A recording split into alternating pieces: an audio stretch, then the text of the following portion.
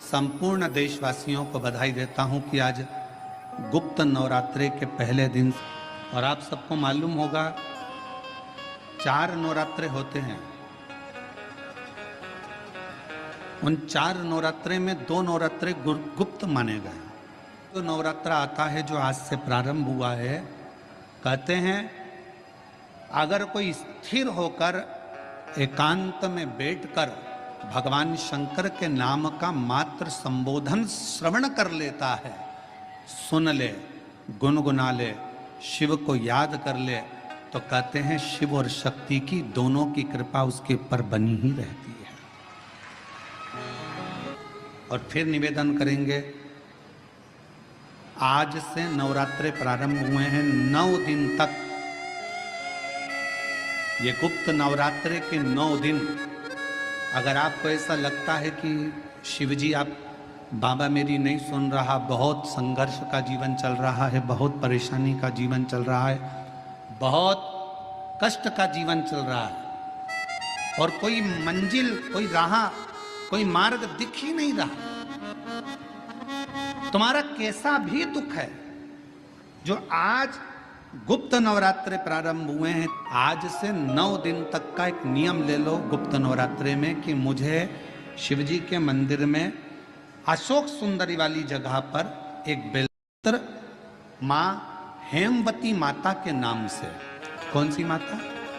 हेमवती, माँ हेमवती के नाम से एक बेलपत्र अशोक सुंदरी वाली जगह पर समर्पित करूंगी। 9 दिन का एक नियम धारण करो और 12वें या 15वें दिन आप देखिए आपका जो दुख है मेरा बाबा उसको काट कर ही रहा।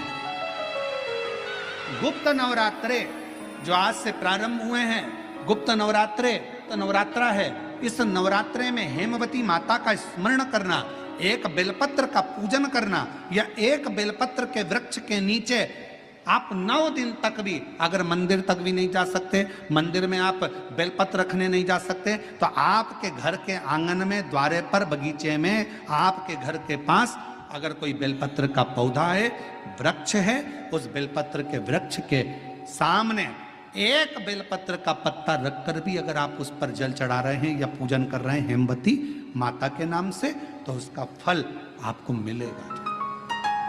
और मान लो बेलपत्र का वृक्ष भी नहीं है, हम मंदिर भी नहीं जा सकते, हम कहीं नहीं जा सकते, घर से बाहर कैसे निकलें, पानी तेज है, जलवृष्टि हो रही है, बहुत सा पानी है, तो क्या करें? अपने घर में जो शिवलिंग है, तुम्हारे घर में अगर जो शिवलिंग है, तुम्हारे घर में जो शिवलिंग विराजमान है, उसी शिवलिंग के साक्षी में, सम्मुख में भी अगर हेमवती माता का नाम लेकर अगर एक बेलपत्र समर्पित करोगे 9 दिवस तक, तो उसका फल मिलेगा जरूर, उसका जल, उसका फल मिलेगा। फिर से बोलो, कौन माता? हेमवती माता। कौन है ये? शिव महापुराण की कथा कहती है, जब माता पार्वती जी हिमालय राज के घर में प्रगटी और हिमालयों की कंदरा में बैठकर मां पार्वती जी तप साधना में लीन हुई, जितनी परीक्षा भगवान शंकर ले सकते थे शिव जी ने सारी परीक्षा ली। ब्रह्मदेव परीक्षा लेने आए, भगवान नारायण परीक्षा लेने आए, इंद्रदेव आए, सप्तऋषि आए, सारे साधु संतों को परीक्षा लेने भेजा, पर मां उन परीक्षाओं में पास होती चली गई। तब भगवान शंकर ने दर्शन देकर कहा, पार्वती आज से तुम्हारा नाम हेमवती रहेगा। सुनो पार्वती, तुम्हारे इस नाम की आराधना जो तुम्हारे गुप्त स्वरूप में करेगा, उसको मनवांचित फल की प्राप्ति हो जाएगी। और वो फल, आज कथा अगर प्रारंभ हुई है और आप लोगों को मौका मिला है, तो इस कथा का स्मरण अपने जीवन में जरूर करें। अगर इस गुप्त नवरात्रे के अंतर्गत 9 लाल फूल और 5 श्वेत पुष्प, ये दोनों, लोग कहते हैं गुप्त नवरात्रे में हम देवी की आराधना करें, गुप्त नवरात्रे में हम भगवान की आराधना करें, पर शिव महापुराण की कथा कर रही है, भगवान शंकर का चरित्र कथा है। अगर आपने देवी भागवत का स्मरण किया हो, या भगवान शिव की एक पवित्र आनंदमय कथा स्कंद पुराण के काशी खंड में अगर सुनी हो, या उसमें भी नहीं पढ़ पाए हो, तो शंगी ऋषि के चरित्र में आता है, शंगी बाबा ने वर्णन किया है कि किसी भी स्थान पर यदि हमारे घर में 2 शिवलिंग है नहीं है तो किसी अपने घर के गमले में, बगीचे में 2 पार्थिव लिंग का निर्माण, उसमें एक शिव जी का स्मरण करें और एक में माता पार्वती जी का स्मरण। एक पर 9 पुष्प लाल और एक पर श्वेत पुष्प 5 समर्पित करें। बाबा की आराधना करें, घी का दीप लगाएं, पूजन करें और बाद में उन शिवलिंग को और उन पुष्पों को विसर्जन कर, किसी भी नदी में, तालाब में, बावड़ी में, वहां नहीं विसर्जन कर सकते हैं तो किसी वृक्ष के नीचे उनका विसर्जन कर। और ये नवरात्रे, ये जो गुप्त नवरात्रे हैं, इस महीने में जो गुप्त नवरात्रे आती है इसी के अंतर्गत इसका पूजन है। एक बार हमने पहले वर्णन किया था, जिसके यहाँ संतान नहीं होती उसके लिए भी पहले जो आषाढ़ के महीने में जो गुप्त नवरात्रे आते हैं उसका स्मरण कराया था। चाहे गुप्त नवरात्रे हो चाहे सर्व नवरात्रे हो, केवल देवी की आराधना कर रहे हैं और सोचें कि हम माता जी की आराधना कर रहे हैं और माता जी हम पर प्रसन्न हो। शिव महापुराण की कथा कहती है, कोई सी भी नवरात्रे में अगर आप शंकर भगवान की आराधना के साथ देवी की आराधना करेंगे तो शिव महापुराण की कथा कहती है महादेव, शिव और शक्ति दोनों ही कृपा जरूर करते हैं, ये निश्चित। अगर हम शिव महापुराण की कथा को देखें तो माता पार्वती जी अपने तप को कर रही हैं। माँ जगज्जननी, माँ अम्बा, माँ जगज्जननी दुर्गा भवानी, अष्टभुजा धात्री माँ दुर्गा, माँ भवानी, माँ देवी, अगर शिव जी को प्राप्त करने के लिए कोई व्रत कर रही हैं, शंकर भगवान को प्राप्त करने के लिए कोई साधना कर रही हैं, भगवान को पाने के लिए कोई उपास कर रही हैं, यहाँ तक शिव महापुराण की कथा कहती है कि उन्होंने भोजन त्याग दिया था, जल त्याग दिया था, फल त्याग दिया था। शिव महापुराण की कथा कहती है केवल वृक्ष की पत्तियों को ग्रहण करती थी, वृक्ष की पत्ती को भी छोड़ दिया था। दुर्वा का एक छोटा सा अंश माँ जगज्जननी माता पार्वती ग्रहण कर रही थी,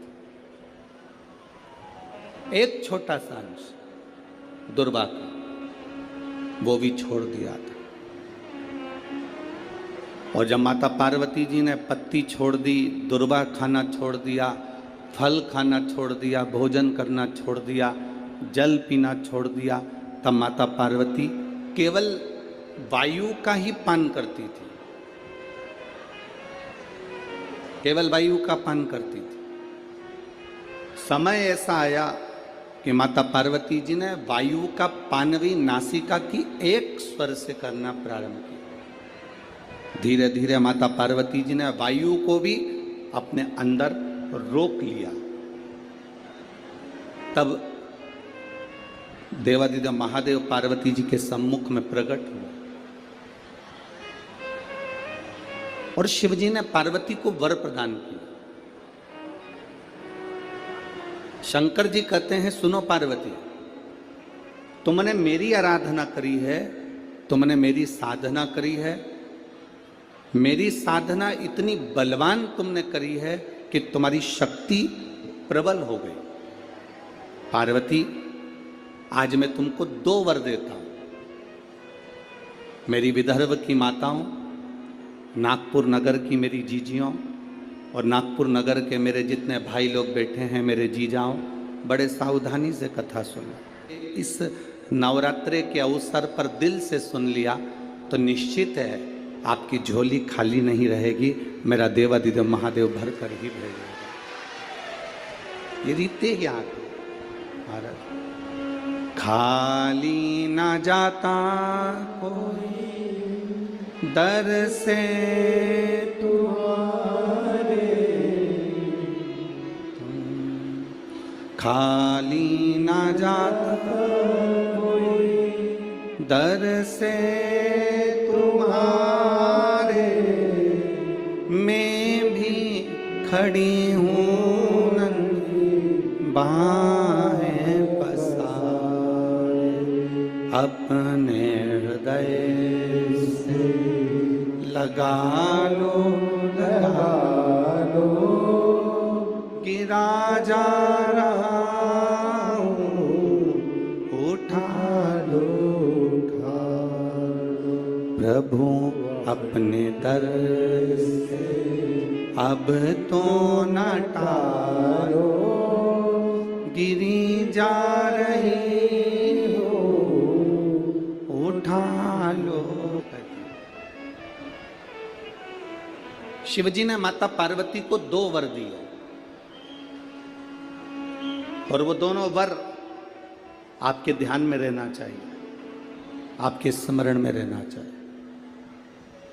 शंकर भगवान ने माता पार्वती को 2 वर दिए जब माता पार्वती ने तप साधना करी। पहला वर मां पार्वती जी को देते हैं भगवान देवादिदेव महादेव, जो नारी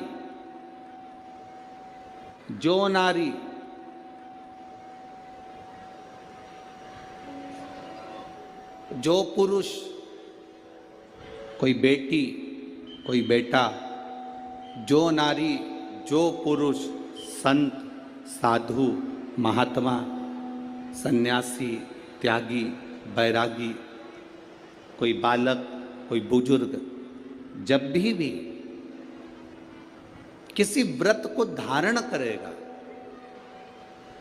कोई भी व्रत हमने अपनी जिंदगी में उठा लिया, कोई व्रत धारण करेगा तो शंकर भगवान कहते हैं उस व्रत को पूर्ण करने की शक्ति बल पार्वती तुम और मैं शिव और शक्ति दोनों प्रदान करेंगे। जब भी कोई व्रत उठा,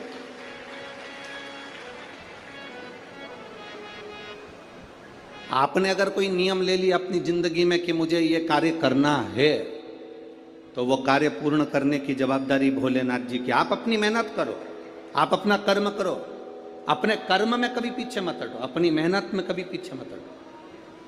आपने सोच लिया कि मुझे डॉक्टर बनना है, आपने सोच लिया कि मुझे इंजीनियर बनना है, आपने सोच लिया कि मुझे एक अच्छा अधिकारी बनना है, तो मेहनत तुम्हें करना है। जितनी कर सकते हो उतनी मेहनत करो, जितना कर्म कर सकते हो उतना कर्म करो, जितनी पढ़ाई कर सकते हो उतनी पढ़ाई करो।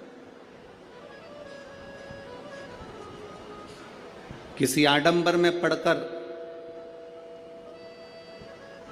कोई तुमसे कह दे कि मेरे पास आकर बैठ जाना, मैं तुमको ऐसा भभूति बनाकर दे दूंगा कि जिससे तुम पास हो जाओगे या जिससे तुम उत्तीर्ण हो जाओगे या तुम्हारी नौकरी लग जाएगी। ना ना ना, अपनी मेहनत अपना कर्म अपने को करना है, तब हम उन्नति की सीढ़ी पर चढ़ सकते हैं, आगे बढ़ सकते हैं। अपनी उन्नति की सीढ़ी पर चढ़ने के लिए अपनी मेहनत जरूरी है, अपनी मेहनत। आप अगर मेहनत करो ही नहीं और सोचो कि आप बहुत ऊपर की ओर बढ़ जाओ तो बड़ा कठिन है हमारा।